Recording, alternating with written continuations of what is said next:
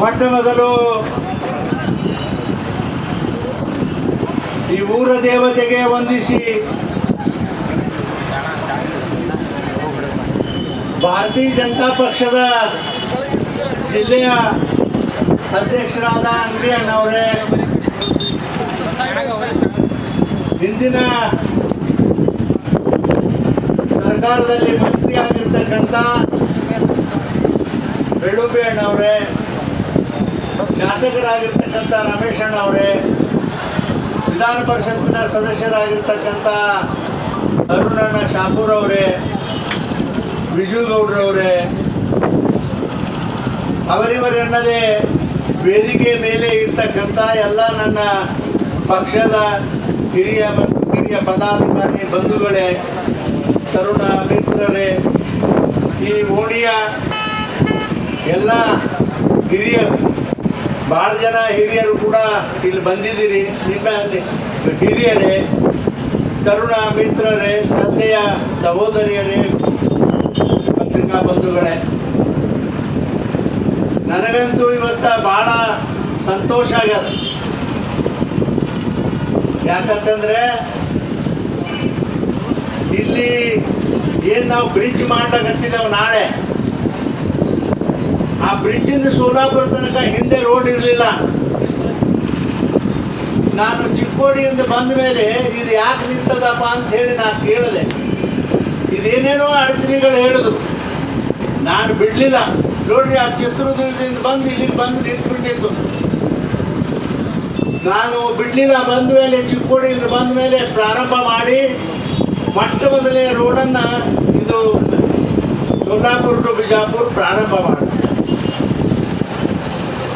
ಆದರೆ ನಿಜವಾಗಿ ಇದು ಅವರು ಸರ್ಕಾರ ಮೋದಿ ಸಾಹೇಬರು ಕೊಟ್ಟಿಲ್ಲ ಅಂತಲ್ಲ. ಆದ್ರೆ ನೋಡ್ರಿ, ಹಂಗೆ ನಾವು ಸುಮ್ಮನೆ ಕೊಡಂಗಿಲ್ಲ. ಯಾರು ಅಡ್ಡಾಡ್ಬೇಕು, ಚಪ್ಪಲಿ ಹರ್ಕೋಬೇಕು, ಅಂದಾಗ ಕೆಲಸ ಆತವ್ರಿ. ನಿಜವಾಗಿ ಹೇಳ್ತೀನಿ, ಹೌದು ಮೋದಿ ಸಾಹೇಬರು ಕೊಟ್ಟಾರ, ಇಲ್ಲ ಅಂತ ಅನ್ನಂಗಿಲ್ಲ. ನಾ ಏನು ಹೇಳಿನಿ, ಏನು ಪತ್ರ ಕೊಡ್ತೀನಿ ಎಲ್ಲದಕ್ಕ ಮಂಜೂರಾತಿ ನಮ್ಮ ಸರ್ಕಾರ ಗಡ್ಕರಿ ಅವರು ಮಾಡ್ತಕ್ಕಂಥ ಕೆಲಸ ಮಾಡ್ತಾರೆ. ನಾನು ನಮ್ಮ ಪತ್ರನೇ ಬರ್ತಿಲ್ಲ ಅಂದ್ರೆ ಕೊಡ್ತಿದ್ರು, ಇಲ್ಲ. ಅದಕ್ಕಾಗಿ ಪ್ರಯತ್ನರು ಅದ ಇರಲಿ, ಅದೇನು ಭಾಳ ದೊಡ್ಡದಲ್ಲ. ಯಾಕಂತಂದ್ರೆ ನೀವೆಲ್ಲರೂ ಊಟ ಹಾಕಿ ಆರಿಸಿ ಕಳಿಸಿದ್ದೀರಿ, ನಾ ಏನೂ ಮಾಡೋಕ್ಕಾಗ್ತಿದ್ದಿಲ್ಲ. ಸೊ ಆರಾಮ್ ನಾನು ಮೊಮ್ಮಕ್ಕಳು ಜೊತೆ ಮನೆಯಾಗಿದ್ದೆ. ನೀವು ಓಟ್ ಹಾಕಿರಿ ಅನ್ನೋ ಬಟ್ಟಿ ಕಿಚ್ಚಿಗಾಗಿ ನಾನು ಭಾಳ ಪ್ರಯತ್ನ ಮಾಡಿ ಎಲ್ಲನೂ ನೋಡ್ರಿ. ಅಲ್ರಿ, ನಮ್ಮ ಬಿಜಾಪುರಕ್ಕೆ ಎಂದಿನ ನ್ಯಾಷನಲ್ ಹೈವೇಗಳು ಇದ್ದು ಬಂದು ಅರ್ಧಕ್ಕೆ ನಿಂತು ನ್ಯಾಷನಲ್ ಹೈವೇ ಪ್ರಾರಂಭ ಮಾಡುತ್ತೆ. ಇವತ್ತು ಬಿಜಾಪುರ ನಗರಕ್ಕೆ 6 ನ್ಯಾಷನಲ್ ಹೈವೇಗಳು ಬಂದು ಅವು ಹೊರಗಡೆ ಎಲ್ಲ ಕಡೆನೂ ಹೋಗ್ತವೆ. ನೋಡ್ರಿ, ಎಂದರೆ ಇದು ಇವತ್ತು 6 ನ್ಯಾಷನಲ್ ಹೈವೇ ಬಂದು ಅಂತೇಳಿ ಭಯಂಕರ ದಟ್ಟಣೆ ಆಗ್ಯದ. ಅದನ್ನೆಲ್ಲ ಯೋಚನೆ ಮಾಡಿ ಅರುಣ್ ಶಾಪೂರ್ ಅವರು ನಮ್ಮ ಅಣ್ಣ ಅವ್ರು ಹೇಳಿದ್ರಲ್ಲ, ನಾನು ಸುಮ್ಮನೆ ಕುಂದಿರಲಿಲ್ಲ. ಇನ್ನು ಇಷ್ಟು ತ್ರಾಸ ಆಗ್ತದೆ ಮಂದಿಗೆ ಬೇಡ ಅಂತೇಳಿ ಪುನಃ ಇದು ಒಂದು ವರ್ತುಲ ರೋಡ ಅಂದರೆ ಒಂದು ರಿಂಗ್ ರೋಡ್ ಆಗಬೇಕು ಅಂಥೇಳಿ ಪ್ರಸ್ತಾವನೆ ನಾನು ಗಡ್ಕರಿ ಸಾಹೇಬ್ರ ಹತ್ರ ತೊಗೊಂಡು ಹೋದಾಗ ಅವ್ರು ಏನಂದ್ರು, ಅಲ್ಲೂ ಎಟ್ಟದ ಎಲ್ಲರೂ ಕೊಟ್ಬಿಡಪ್ಪ ಮಾಡ್ತೀನಿ ಅಂತ ಹೇಳೋದು. ಇವತ್ತು ಅದನ್ನು ಕೂಡ ಮಂಜೂರಿ ಮಾಡಿದ್ರು. ಸುಮಾರು 47 ಕಿಲೋಮೀಟರ್ ರೋಡಿಗೆ ಸುಮಾರು ಕೋಟಿ ರೂಪಾಯಿಯನ್ನು ಕೊಡ್ತಕ್ಕಂಥ ಕೆಲಸವನ್ನು ಮಾಡ್ಯಾರ. ಅದರ DPR ಕೂಡ ಈಗ ಪ್ರಾರಂಭ ಆಗಿದೆ. ಸುಮಾರು ನೋಡ್ರಿ, ರೈಲ್ವೆ RUB ಅಂದ್ರೆ ಅಂಡರ್ ಪಾಸ್ 12 ಎಲ್ಲಿ ನನ್ನ ಕ್ಷೇತ್ರಕ್ಕೆ ಬರೋಂಥವು. ಆಮೇಲೆ 7, 6 ದೊಡ್ಡ ಓವರ್ ಬ್ರಿಡ್ಜ್ ಅಂತ ಹೇಳ್ತೀರಿ, ಮ್ಯಾಲೆ ಹೋಗ್ತಕ್ಕಂಥ ಬ್ರಿಡ್ಜ್ ರೈಲ್ವೆಗೆ ಮಾಡಿದೆವಪ್ಪ.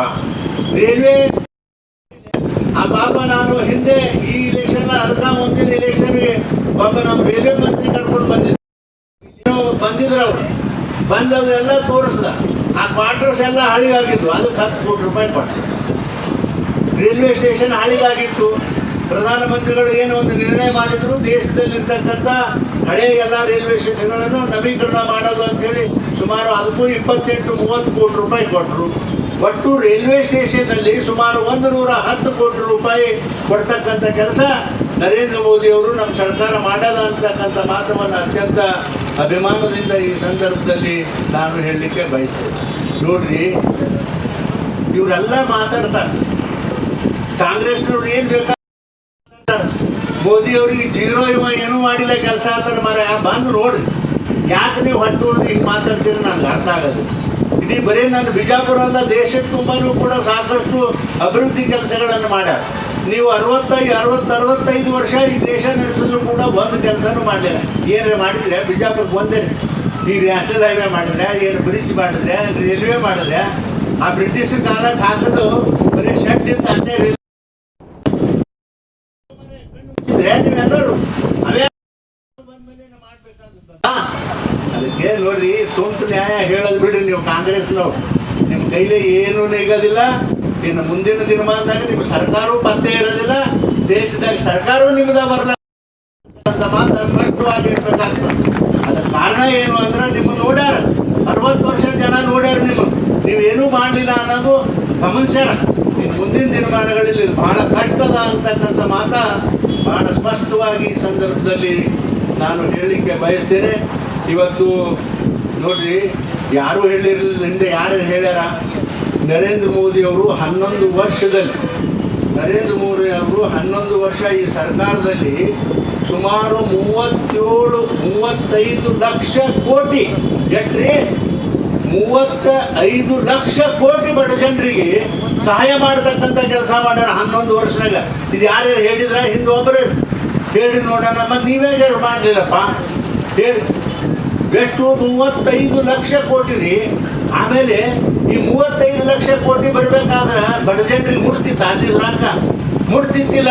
ಅದಕ್ಕೆ ಏನು ಮಾಡಿದ್ರು, ಈಗ ಡೈರೆಕ್ಟ್ ಬೆನಿಫಿಟರಿ ಟ್ರಾನ್ಸ್ಫರ್ ಅಂತ ಹೇಳಿ ನಿಮ್ಮೇನು ಆಧಾರ್ ಕಾರ್ಡ್ಗಳಿಗೆ ಲಿಂಕ್ ಮಾಡಿ ಈ ನಾವು ಕಳಿಸಿದ ಹಣ ಯಾರ ಕೈಗೆ ಮುಟ್ಟಬಾರ್ದು ಅನ್ನೋ ಕಾರಣಕ್ಕೆ ನೇರವಾಗಿ ಅವರ ಅಕೌಂಟಿಗೆ ಬರ್ತಕ್ಕಂಥ ಪ್ರಯಾಸ ನರೇಂದ್ರ ಮೋದಿ ಅವರು ಮಾಡೋದು. ನೀವ್ಯಾಕೆ ಮಾಡಿದ್ದೀರಪ್ಪ? ಈಗ ದೊಡ್ಡ ದೊಡ್ಡ ಮಾತು ಹೇಳ್ತೀರಿ, ಈ ದೇಶಕ್ಕೆ ನಾವು ಬಡತನ ಓಡಿಸಿದೆವು, ಬಡತನ ಕಡಿಮೆ ಮಾಡಿದೆವು ಅಂತೇಳಿ. ಏನು ಮಾಡಿದ್ರಿ? ಏನೂ ಮಾಡಲಿಲ್ಲ. ನಿಮಗೆ ಇವು ರೋಡ್ ಮಾಡ್ಲಾಗಿಲ್ಲ, ಬಡತನ ಕಮ್ಮಿ ಮಾಡಿರಿ, ಬಡವ್ರನ್ನ ಈ ದೇಶ ಓಡಿಸೋಕ್ಕೆ ಪ್ರಯತ್ನ ಮಾಡಿರಿ ಅಂತಕ್ಕಂಥ ಮಾತುವನ್ನು ಭಾಳ ಸ್ಪಷ್ಟವಾಗಿ ನಾನು ಹೇಳಬೇಕಾಗ್ತದೆ ಅಂತೇಳಿ ಈ ಸಂದರ್ಭದಲ್ಲಿ ನಾನು ಹೇಳಿ, ಇವತ್ತು ಭಾಳ ಜನ ನಾವೆಲ್ಲ ಇಲ್ಲಿ ಮತ್ತೆ ಇದು ಏನು ಒಂದು 60-65-70 ಕೋಟಿ ರೂಪಾಯಿ ರೋಡ್ ಆಗಲ್ದೇ ಮತ್ತೆ ಇನ್ನೂ ಸಣ್ಣ ಸಣ್ಣ ಕೆಲಸ ಈ ಓಣಿಯವರು ನೀವು ತಾವು ಹೇಳಿದ್ರಿ, ಅವೆಲ್ಲವೂ ಕೂಡ ನನ್ನ ಗಮನದಲ್ಲಿ ಅದಾವ. ನನಗೆ ಎಷ್ಟು ಸಾಧ್ಯದ ಅವೆಲ್ಲವೂ ನಿಮ್ಮ ಏನು ಸಮಸ್ಯೆಗಳದವ ಈ ಜನರ ಸಮಸ್ಯೆ ಅದು ಸಂಪೂರ್ಣವಾಗಿ ಮುಗಿಸ್ತಕ್ಕಂಥ ನಾನು ಪ್ರಯಾಸ ಮಾಡ್ತೀನಿ. ಅದರ ಜೊತೆಗೆ ಇಲ್ಲಿ ಈ ಓಣಿಯವರು ಈ ಟೂರ್ನಾಗ ದಾಟಿ ಹೋಗೋದ ಬಿಡೋದಿಲ್ಲ ಅನ್ನೋ ತಕರಾರು ಕೂಡ ತಾವು ಹೇಳಿದ್ದೀನಿ. ಅದನ್ನು ಕೂಡ ನಾನು ಸರಿಪಡಿಸ್ತಕ್ಕಂಥ ಕೆಲಸವನ್ನು ನಾನು ಮಾಡ್ತೀನಿ ಅಂತೇಳಿ ಈ ಸಂದರ್ಭದಲ್ಲಿ ಹೇಳಿ, ಇವತ್ತು ನಾವು ಏನೇ ಮಾಡಿದ್ರು ಇದು ನಾನು ನಿಮಗೆ ಉಪಕಾರ ಮಾಡೀನಿ ಅಂತಕ್ಕಂಥ ಮಾತು ನಾನೇನು ಯಾವತ್ತೂ ಜನ್ಮದಲ್ಲಿ ನಾನು ಹೇಳಿಲ್ಲ. ನೀವು ಚುನಾವಣೆಯಲ್ಲಿ ನಮ್ಮನ್ನು ಗೆಲ್ಲಿಸಿರಪ್ಪ, ನಮ್ಮ ಕೈಲಿ ಆದಷ್ಟು ನಿಮಗೆ ಒಳ್ಳೆಯ ಕೆಲಸವನ್ನು ಈ ಜಿಲ್ಲೆಯ ಜನರಿಗೆ ಮಾಡಬೇಕು ಅಂತಕ್ಕಂಥ ಪ್ರಯಾಸ ನಾನು ಸುಮಾರು 35-40 ವರ್ಷಗಳ ಅವಧಿಯಲ್ಲಿಯೂ ಕೂಡ ನಾನು ಬಹಳ ಪ್ರಯತ್ನ ಮಾಡಿದ್ದೀನಿ, ಮುಂದೂ ನಾನು ಮಾಡ್ತೀನಿ ಅಂತೇಳಿ ಈ ಸಂದರ್ಭದಲ್ಲಿ ನಾನು ಮತ್ತು ಕೇಂದ್ರ ಸರ್ಕಾರದ ಹಣ, ಸಾಕಷ್ಟು ಹಣ ನಮ್ಮ ಜಿಲ್ಲೆಗೆ ತರ್ತಕ್ಕಂಥ ಪ್ರಯಾಸ ಮಾಡಿದೆವು. ಸುಮಾರು ನೋಡ್ರಿ, ಈ ಆರೂರು ಏನು ನಮ್ಮ ನ್ಯಾಷನಲ್ ಹೈವೇಗಳದಾವ ಆ ಒಟ್ಟು ನೋಡ್ರಿ ಸುಮಾರು 4,000 ಅಂದಾಜು 4,000 ಕೋಟಿ ರೂಪಾಯಿ, 4,500ಕ್ಕಿಂತಲೂ ಹೆಚ್ಚಿನ ಕೋಟಿ ಹಣವನ್ನು ತರ್ತಕ್ಕಂಥ ಕೆಲಸವನ್ನು ಈ ರೋಡಿಗಾಗಿ ನಾನು ಹಣವನ್ನು ತಂದಿದ್ದೀನಿ. ತಾವು ನೋಡಿದಿರಿ, ಹಿಂದೆ ಇಲ್ಲಿ ಕಿಟ್ನಳ್ಳಿ ಹತ್ರ ಅಲ್ಲಿ ಬ್ರಿಡ್ಜ್ ಇದ್ದಿದ್ದಿಲ್ಲ, ಆ ಅಗ್ರಿಕಲ್ಚರ್ ಕಾಲೇಜ್ ಹತ್ರ. ಅಲ್ಲ ಮಾಸ್ಟರ್ಗಳು ಬಂದು ನನಗೊಂದು ಅರ್ಜಿ ಕೊಟ್ಟರು, ಬ್ರಿಡ್ಜ್ ಮಾಡಬೇಕ್ರಿ ಅಂತೇಳಿ. ಅದನ್ನು ಕೂಡ ಮಾಡಿಸ್ದ. ಆಮೇಲೆ ಅಲ್ಲಿ NTPC ನಮ್ಮ NTPC ಹತ್ರನೂ ಒಂದು ಬ್ರಿಡ್ಜ್ ಇದ್ದಿದ್ದಿಲ್ಲ, ಅಲ್ಲಿ ನಾನು ಬಂದು ಮನೆ ಮಾಡಿಸ್ದೆ. ಆಮೇಲೆ ಮನಗುಳಿ ಹತ್ರ ಇದೇ ರೋಡಿಗೆ ನಾ ಹೇಳಕತ್ತೀನಿ, ಮನಗುಳಿ ಹತ್ರ ಭಾಳ ಜನ ಅಲ್ಲಿ ನಮ್ಮ ರೈತರು ಕುರಿಗಳು ಸತ್ತವ್ರಿ, ನಮ್ಮ ಎತ್ತುಗಳು ಸತ್ತವ್ರಿ ಅಂತ ದಿನ ಒಂದೊಂದು ಅರ್ಜಿ ತಂದು ಕೊಡ್ತಿದ್ರು.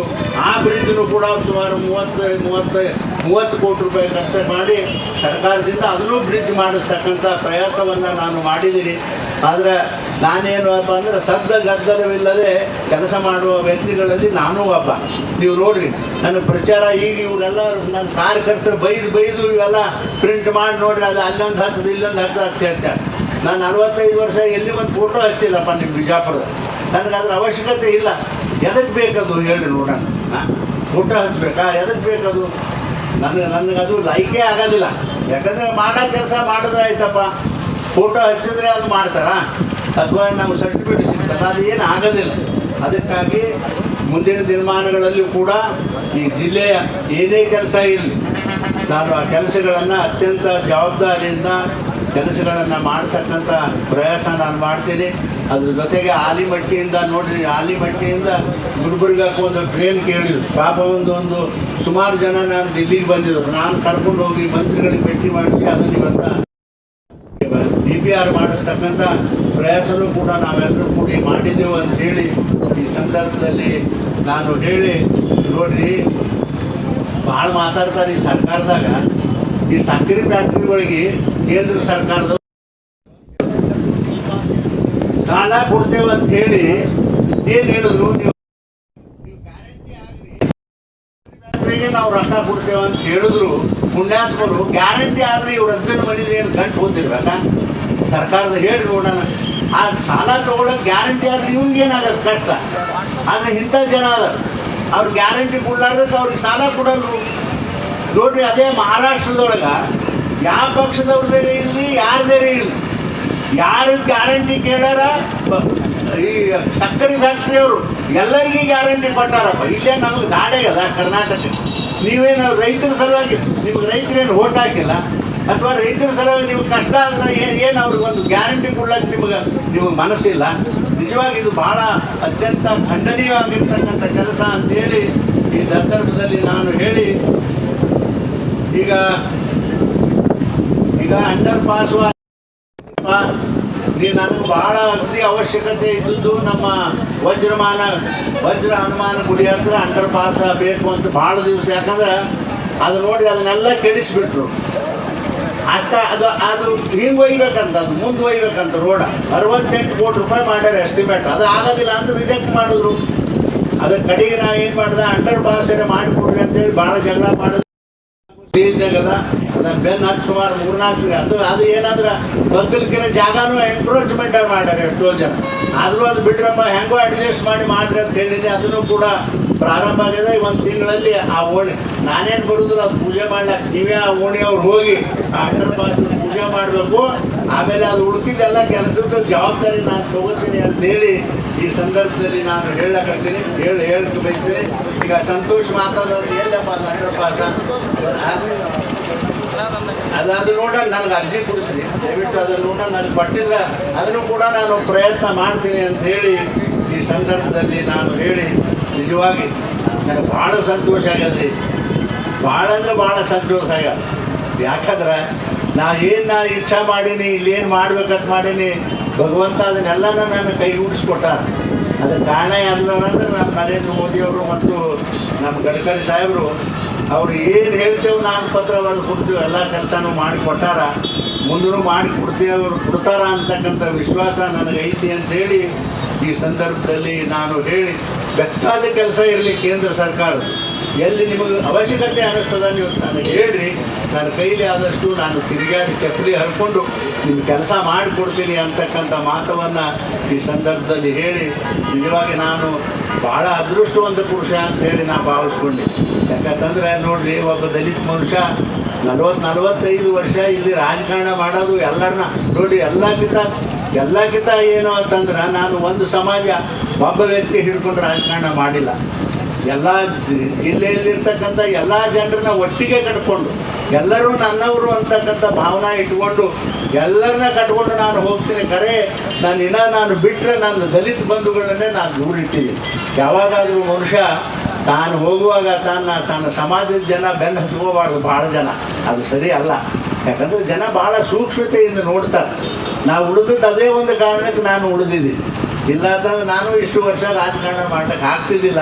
ಯಾಕಂದರೆ ನನ್ನ ಸಮಾಜವನ್ನು ಬದಿಗಿಟ್ಟು ಎಲ್ಲರನ್ನ ಒಟ್ಟಿಗೆ ಕರ್ಕೊಂಡು ಹೋಗ್ತಾ ಇದ್ದೀನಿ ಅನ್ನೋ ಕಾರಣಕ್ಕೆ ನನಗೆಲ್ಲರೂ ಆಶೀರ್ವಾದ ಮಾಡ್ಯಾರ ಅಂತೇಳಿ ನಾನು ಈ ಸಂದರ್ಭದಲ್ಲಿ ಹೇಳಿ, ಇದು ಸುಮಾರು 18 ತಿಂಗಳಲ್ಲಿ ಕೆಲಸ ಮುಗಿಸ್ಬೇಕು ಅಂತೇಳಿ ಸರ್ಕಾರದ ಆರ್ಡರ್ ಅದ.